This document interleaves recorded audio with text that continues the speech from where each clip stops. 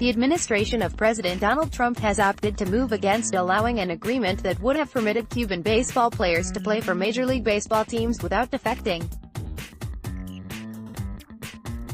According to NBC News, the Trump administration moved to overturn an Obama-era decision that said the Cuban Baseball Federation (CBF) was not run by the Cuban government. The Trump administration said that a payment to the Cuban Baseball Federation is a payment to the Cuban government, according to a Treasury Department letter to MLB. The letter, obtained by ESPN, was sent to MLB on Friday. MLB and the CBF reached a historic agreement in December that would allow players to come to the U.S. via a work visa, with MLB teams paying the CBF for the players' rights. But because trade with the Cuban government is illegal under U.S. law, the agreement was essentially cancelled.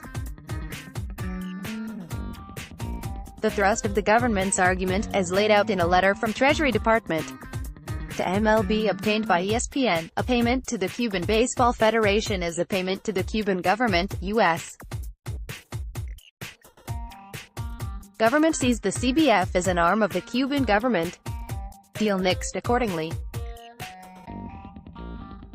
Twitter.com/Oakton2R9GW, Jeff Passan, @JeffPassan, April 8, 2019. MLB sought to prevent high-risk defections. The frightening experiences of Cuban players like Yasiel Puig and Leonys Martin were behind MLB's pursuit of this agreement. Both players, like so many of their Cuban brethren in years past, went to extreme lengths to leave Cuba for the chance to play professional baseball in the U.S. Martin, an outfielder for the Cleveland Indians, was kidnapped.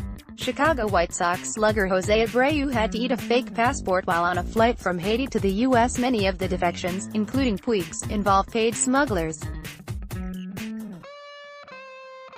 In March 2017, an MLB agent was found guilty of smuggling Cuban baseball players into the U.S. in order to make these horror stories a thing of the past. MLB and CBF reached an agreement that would have allowed Cuban players to receive 100% of a signing bonus, while MLB franchises would pay a 25% release fee, on top of the cost of the player, much like existing agreements with countries like Japan and Korea. Last week, the CBF released a list of 34 players who would be eligible to sign contracts with MLB clubs based on the December agreement. According to the Associated Press, the players were all between 17 and 25 years old, some of whom had big league potential. Now that potential likely won't have the opportunity to be realized. More from Yahoo Sports.